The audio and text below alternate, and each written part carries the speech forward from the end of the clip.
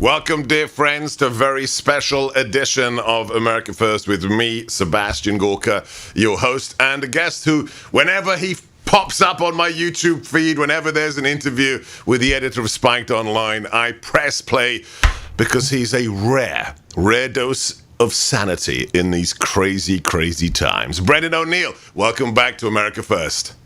Hi, Sebastian. My pleasure to be here. So you've been hitting it out of the park, doing well. Let me make it culturally appropriate. Hitting it for six, if you will, every time I see you give interviews. Because let's start at the beginning. Describe a little bit for those who aren't familiar with you, who haven't seen you on my radio show. Who is Brendan O'Neill? What is Spiked Online? Why does it exist? And just for those who will be all the more intrigued, how do you describe yourself politically, Brendan? So, I am Brendan O'Neill. I'm a journalist and an editor. I edit Spiked, which is a daily online magazine, a political magazine. We are pro-freedom of speech, pro-enlightenment values, pro-democracy, pro-Brexit. So we're in favour of all those good things, and we push out interesting, sparky commentary every single day on those kinds of issues. We're against cancel culture. We're against climate change alarmism. We're against the misanthropy and identity politics of the modern left. So those are the kind of things that we push, the kinds of arguments that we make. My background politically is a left-wing background. I was a Marxist back in the 1990s. I still consider myself left-wing, but these categories have become so completely meaningless, and the left has become such a shambles and such a ridiculous movement that lots of people say to me, it's time to stop calling yourself left-wing. So I'm not sure where I belong in modern political terminology, except to say I love freedom of speech. I hate censorship. I want more debate. I want more colour in public life. I want more democracy in public life. Wherever that puts me on the political spectrum, I don't know, but that's where I want to be. Well, look, that's fine by me, Brendan. I hate labels myself. I don't like putting people in boxes. Let's start there with the broader context, and then we'll drill a little bit deeper into the whole phenomenon of cancel culture and where it is today. So if we look at the political spectrum, or the breakdown of the political spectrum, if we look at the politics of, let's start with Brexit. Let's say the last 5-6 years max. If you look at politics from Brexit, the reassertion of national sovereignty in the UK, with more than 17 million Brits saying they want to leave the federative state that is the EU. If you look at developments here, the Trump phenomena, Make America Great Again. You look at politics in India with the rise of Modi and even similar strains in Australia and elsewhere. There seems to be a very significant rejigging, or even a tectonic shift in political life across the globe, from the Indian subcontinent to Europe and to America as well. Are there decent labels that work for you to describe what is going on? Can we boil it down to at least competing versions of populism? Let's say the Bernie Sanders vice the Donald Trump, and then, of course, there's the pejorative of the globalists, but are there labels that, Brendan, you think we can start to apply that could replace the old ways of looking at politics? I think there are, actually. I think they're emerging out of the crazy, unpredictable situation that contemporary politics finds itself in. I actually think we're in a very exciting political moment. I like the word populist. I know populist is used as an insult. Apparently, if you're a populist, that makes you a bad, terrible, authoritarian fascist. That's how that word is often wielded.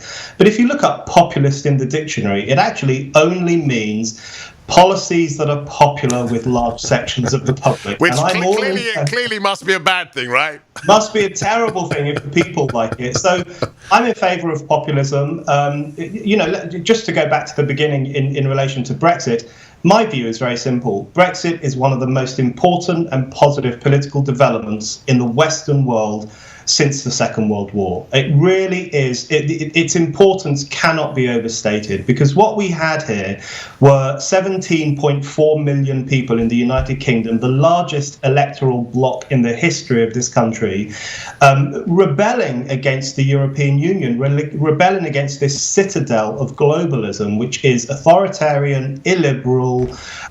It's a little European outfit. It closes itself off from the rest of the world. It is risk averse. It treats countries in Eastern Europe and Southern Europe with absolute contempt, rides roughshod over their democracy, rides roughshod over their economic life. This is a backward, regressive oligarchy based in Brussels, and the British people, as soon as they were given the chance to leave it, they said, we want to leave it.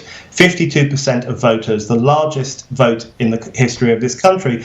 And that was a turning point in contemporary politics, because this was ordinary people defying their own establishment, all of whom were pleading with us to vote to stay in the European Union, defying the European Union itself, of course, and defying pretty much every global institution, from the United Nations right through to Barack Obama's White House, all of whom were pleading with us to stay in the European Union. And we struck out. We said, no, we're going to do our own thing. We're going to reclaim national democracy. We're going to restore the power of national democracy and the importance of national borders. And we're going to bring all that stuff back home where it should be, under the democratic purview of the British people.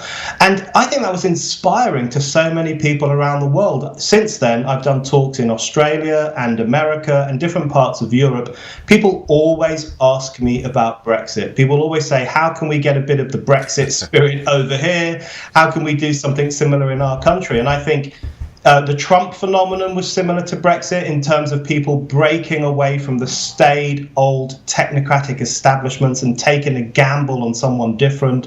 We see similar movements in Europe. And as you say, there are similar movements in Australia too. What there are lots of ordinary, often working class people saying, we don't go along with the prejudices and the outlook of the establishments, and we want a fairer, more democratic form of politics. And that's what it is. It's populism versus the liberal elites. And I think that's a pretty good battle to be living through. I'm very excited as well with what we're witnessing, but I don't know if you coined it. I love that phrase, the EU is the citadel of globalism. I might use that with your permission. Let's look at what happened in the intervening years, because Brexit is where it all started for me as somebody born in the UK. That reassertion of the popular mandate on such an incredible geopolitical issue brought a stunning result. But I have to ask you to comment on the intervening 4 years. What I saw from the other side of the pond now as an American was absolutely diabolical. Not just the legacy media, but the House of Lords, most of the Commons, billionaire philanthropist lawyers doing everything they could to sabotage the will of the British people. Does that leave you pessimistic? How does the post-Brexit response by the quote-unquote elite make you think about the future of populism, Brendan? You're absolutely right. It was diabolical. It was despicable. I never thought I would live through a time in which the establishment tried to block a democratic vote. I mean, actively, they used every trick in the book to try to block the enactment of the largest vote in the history of this country. And what was really sick-making is that halfway through this 4 years, in 2018, it was the 100th anniversary of the 1918 Representation of the People Act, which is when working class men got the right to vote and some women got the right to vote. So something really worth celebrating, the 100th anniversary of democracy in this country. All the members of the establishment took time out from trying to block Brexit to take part in celebrations of the 1918 Act, and were cheering it as a wonderful moment in history.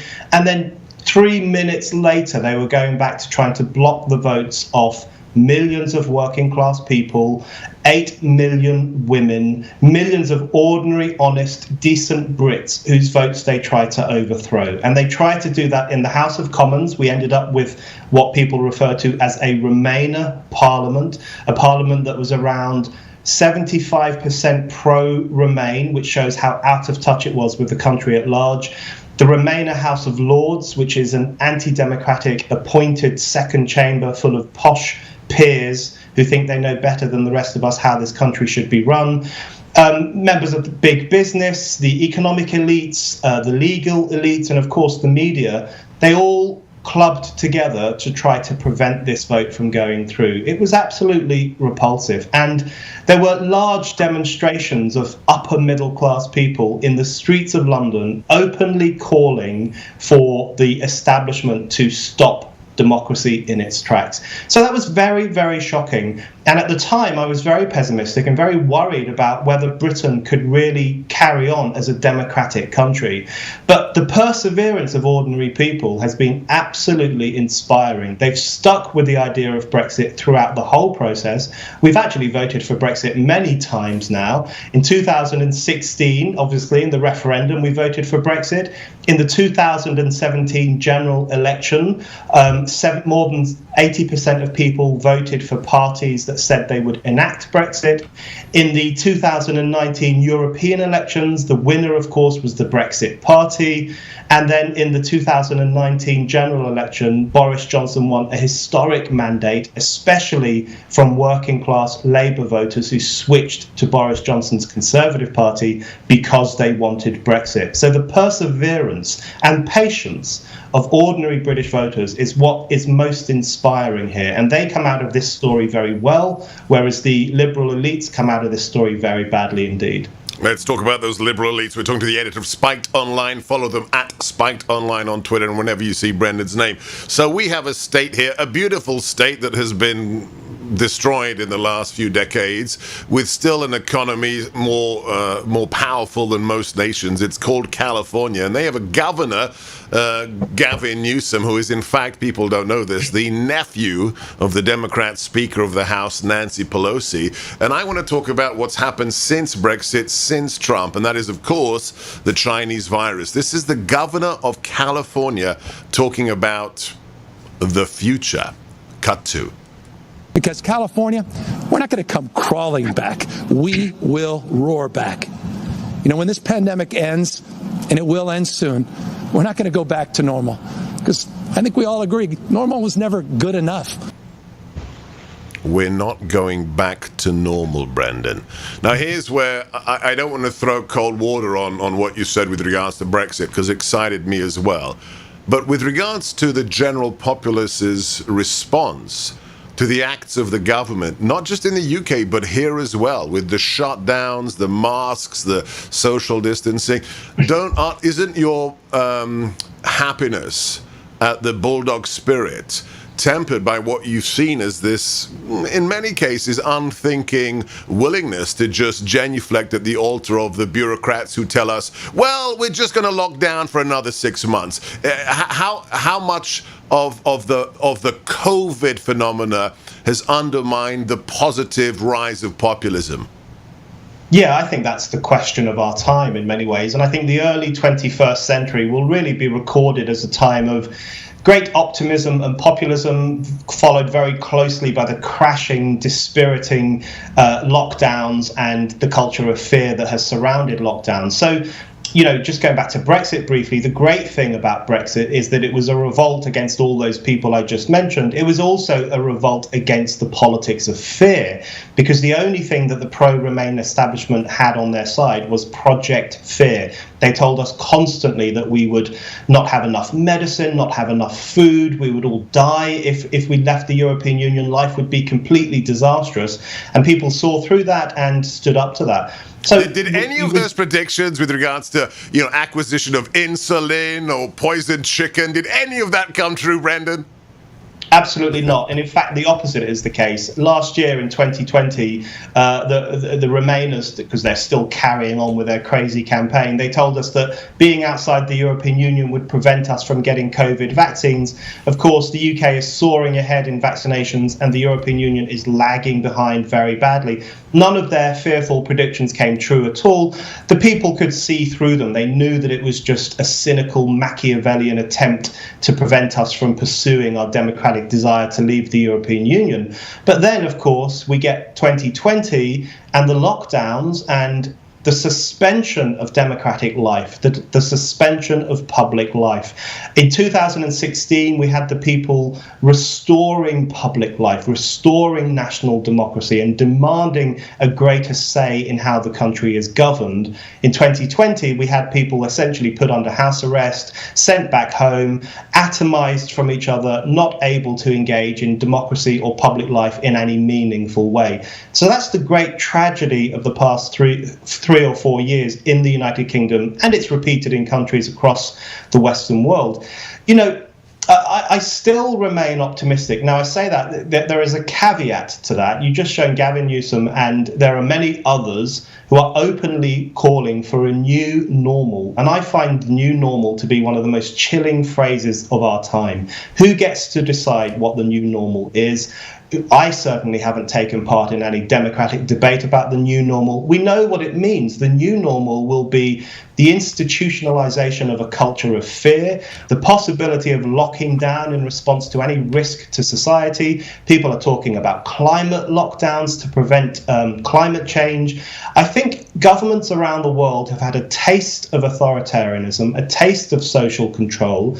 They like it, and they're not willing to give up some of those powers. So this phrase, the new normal, should send a shiver down people's spines. And what we've got to do now is fight for the restoration of our civil liberties and for the restoration of normal life, and ensure that we never again lock down in response to a threat facing our society. Yeah, truly chilling Orwellian phraseology like the new normal. Before we go on to cancel culture per se, I don't know if you've spent time thinking about it, and I'd like to do it live now on air. Have you theorized why the fear campaign with regards to Brexit was roundly rejected, and why the fear campaign with regards to COVID was so successful? Could it be, I'll throw one concept out there, could it be that most Brits of any class could imagine what being independent again looked like, but most Brits have no idea whether this virus is new, different, super scary? What was it, the type of thing they were dealing with? Do you have any concept of the different approach? I think it was various different factors mashing together. I think, firstly, the virus struck many people as being a scary thing. Our hospitals were overwhelmed. There were a large number of deaths, especially among older people in care homes. I know there was also this problem in New York because officialdom absolutely catastrophically failed to protect care homes. They became so obsessed with locking down healthy people that they failed to shield people who we knew were vulnerable to the virus. So there was some big mistakes were made, and when older people started to die in large numbers, that made people very scared, very concerned for their relatives.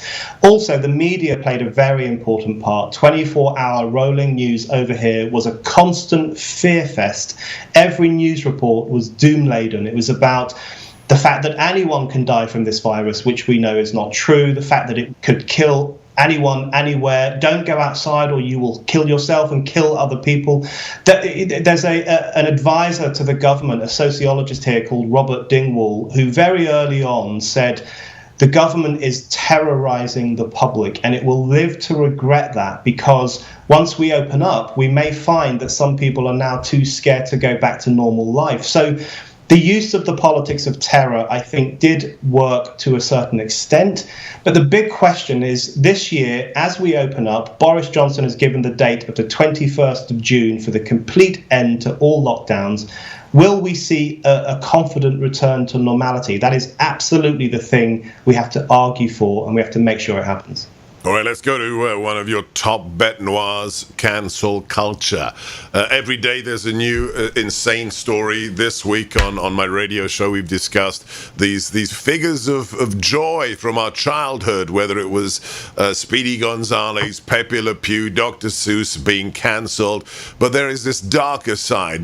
Gina Carano, who I think, in my opinion, as somebody who studied these issues, her post on Instagram wasn't cack-handed, wasn't clumsy. It was totally on the money. When she showed that photograph from Germany in the 1930s and said, the Holocaust or genocide doesn't begin with the stormtroopers walking down the boulevard.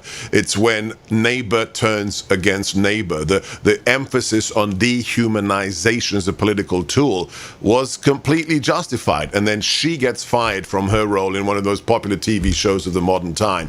I have to ask you, Brendan, she's fine. She was tweeting yesterday. She's got a new film offer. But where do we stand in what truly is a culture war, where if you say the wrong thing, you can lose your job? Are the people who are rational, who run on common sense, are we winning? Are the fascistic cancel culture talking heads in ascendance? How does it look to you? Well, the thing that really struck me about the Gina Carano case was the staggering double standards, because for the past 4 years, you will be well aware of this, people on the left and certain liberals have been using fascist comparisons all the time. Right. Donald Trump is the new Hitler. Anyone who voted for Brexit is a fascist. Anyone in Europe who votes for a right-wing party is flirting with fascism. The return of the 1930s, we had Christine Amanpour comparing Trump to Kristallnacht. We had Arnold Schwarzenegger doing exactly the same thing, a couple of weeks before Gina Carano's post on Instagram. And they were all cheered for using metaphors and images from the 1930s to underline their political points. She was condemned. She was cast out. She was written off as a bad person. So extraordinary double standards, where if you're on the left, you can get away with it. If you're on the right or you're a conservative, you absolutely cannot. And that really sums up cancel culture. Cancel culture is, in my view, it's an ideological drive to cleanse society of supposedly problematic ideas and supposedly problematic culture. And it's now reaching a completely ridiculous level.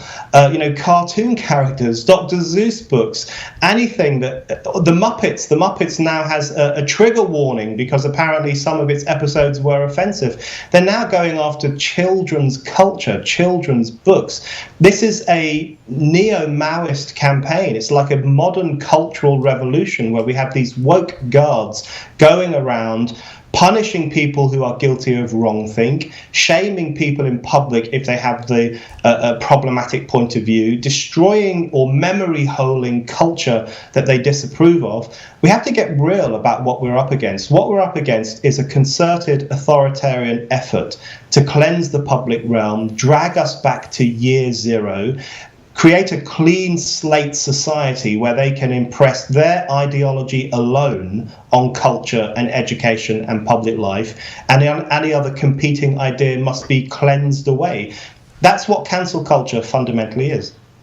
And how will it be resisted? Are you seeing any institutional attempt, any collective attempt, or is it just here and there, people who've got a media platform, people who are prepared to speak out? Is the response adequate to the level of authoritarian threat? I don't think it is, actually. I think there's very little institutional pushback. Certainly individuals are pushing back.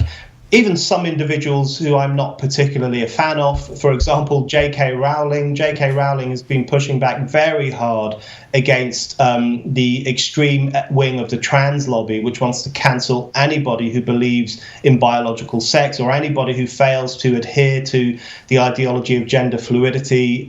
Someone like her is standing up to that and actually inspiring other people to do likewise. So I see individuals doing it. I see journalists criticizing cancel culture. I see people even on the left now saying, look, this has gone too far. We need to get our house in order. But there's very little institutional pushback. I mean, I think Boris Johnson's government, for example, has been very disappointing on this issue. Hasn't defended, it didn't defend British statues when they were being torn down during the Black Lives Matter protests last summer. Hasn't stood up for cultural institutions in the UK that are being called into question. And in fact, some of the leading cultural institutions in this country, including the British Museum, the Natural History Museum, the British Library, some of the most important cultural institutions on earth, they are now all engaging in these orgies of self-flagellation, poring over their history, poring over their artifacts, deciding what things to hide away, what things to apologize for. So we have this culture of self-hatred amongst the cultural elites in the West, and they are in fact inviting cancel culture rather than standing up to it, because every time they apologize or remove an artifact that is offensive or cover up a statue, they actually give a green light to the cancel culture mobs. I would like to see more politicians and more institutions saying, nope, we are not going to cancel that thing. We're going to defend freedom of speech, and if you don't like it, you can lump it. You mentioned the Harry Potter author. We're talking to Brendan O'Neill, editor of Spiked Online. Follow them at Spiked Online on Twitter. You mentioned J.K. Rowling, the Harry Potter author, who was motivated to speak out as a liberal on the transgender issue that is literal science denial. Do you think that could be a catalytic issue for a lot of people who are not political, don't read the newspapers, don't watch the TV news? This idea that, a grown man can walk into a women's changing room or a restroom, could that be what we're waiting for in some kind of return to common sense, Brendan? I think it could be, actually, because I think this is pushing some people just that bit too far. People sometimes have a tendency to shrug their shoulders at some of the excesses of cancel culture, or just think to themselves, there's nothing I can do about it, or they think this won't affect me, so I'll just let it slide by. But the transgender thing is a bit different, because this is affecting young girls, this is affecting women, this is potentially going to destroy girls' sports, because if born males can take part in female sports, that's the end of female sports. We all know that young men who have been through puberty are significantly stronger than women, have a significantly different biological makeup, and when they engage in women's sports, women lose out. It also means born men could go into women's changing rooms where there are young girls. They could go into women's domestic violence shelters. They could go into women's prisons. For a long time, women struggled for their own spaces, and now they are potentially going to be invaded by people who are not women. And alongside that, anyone who criticizes this is instantly denounced as a transphobe, a bigot, a hateful person who has no place in contemporary society. So a lot of people are looking at the gender fluidity issue in particular and saying, look, this goes too far, because this impacts on women's lives, and this impacts on freedom of speech. This impacts on people's right to express scientific facts in the public realm. And fundamentally, it's an effort to make us lie. It's very Orwellian, because it's demanding that we say something that we know is not true. I've had debates with pro-trans people here in the UK, and I say to them, listen, if someone has a penis and is born male and has all that stuff going on, but they identify as a woman, do you think they are literally a woman? And they say, yes, that person is literally a woman. So it's a form of madness. And it's incredibly important that people who think it is a form of madness don't go along with it, stand up to it, and defend people's freedom of speech to criticize the trans ideology. Thank you I don't get to do this when I'm watching you on YouTube, so I'm just going to do it right now. Thank you, Brendan. Thank you, Brendan, for speaking the truth. It is a form of madness, and we just can't go along with it. I don't care who you are. I don't care whether you're a billionaire or a plumber. Don't give in to the crazy mob, and common sense will prevail. To quote a former revolutionary, let's end on this. What is to be done, Brendan? In the UK, he's been on the show a couple of times, Lawrence Fox, the former actor. I think he's created a new populist party, which focuses on the nation state and sovereignty. I think he's running for London mayor, is the latest news. Is there any way that the existing legacy parties, whether it's Labour, the Democrats, the Republicans, or the Conservatives, can be reformed to truly represent a cross-class, broad swath of the people in the respective countries? Or is it really going to have to be lots of Lawrence Foxes starting new political parties? Will populism find a home in existing structures, or do we have to start from scratch? That's a brilliant question. I don't know the answer to it. My suspicion is that we may need to start again, because the old parties have just proved themselves wanting on all these issues. If you look at the Labour Party in the UK, for example, it has completely failed in its historic mission to represent ordinary people's interests. Isn't it a party of the elites now? It's a party of the elites. It's a party of the upper middle class, graduate elites. Its membership is now in upper middle class. It has fewer and fewer working class members, and more working class people in the UK now vote for the Conservative Party than vote for the Labour Party. That is an incredibly important historic shift, and it doesn't look like it's going to change back anytime soon, because the Labour Party has embraced all these niche identitarian issues. It's embraced cancel culture. It turned its back on Brexit. It tried to prevent Brexit from happening. And working class voters are not going to forget that. And this is repeated across Europe, in fact. All of the social democratic left Labour parties have become elite machines. They've become the property of the upper middle classes, who use them to pursue environmentalist or niche or fairly middle-class bourgeois ideas, and working-class people are turning to the right. They're turning to the right for someone who they think will speak the truth and who they think will speak on their behalf. However, I think a lot of those right-wing parties are letting people down too. That's certainly the case in the United Kingdom. Who knows if it will prove to be the case in the United States once the Republican Party works out what it's going to do next. But we'll see if the right can genuinely represent the populist spirit. I'm not convinced. We may need new parties, new forms of organisation which really represent people's aspiration for democratic influence, freedom of speech, and the right to think what they think. Let me squeeze in one last question, which I always ask our American guests on the radio show America First. What is Brendan O'Neill's message to those who are listening? We've got 3 million listeners every day, viewers on YouTube, on Rumble, you name it. What would you say to those who are beginning to feel intimidated, who feel that whether it's in the workplace, at the barbecue, at the local grocery store, when somebody asks them an opinion, they cannot actually tell them their true opinion? What would you say to them, Brendan? I'd say I completely understand how you feel. I feel that myself, and my living is to say things that are provocative or different or contrarian, I suppose.